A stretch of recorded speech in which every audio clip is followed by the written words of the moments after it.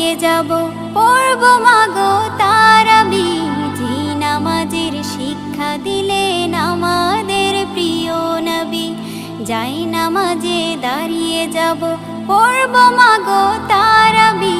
যে নামাজের শিক্ষা দিলেন আমাদের প্রিয় নবী। রোজ হাসরে ধন্য হব মহান প্রভুর দিদারে। সারা দিনের ক্লান্তি ভুলে সুখটা নিব ইফতারে। রোজ হাসরে ধন্য হব মহান প্রভুর দিদারে।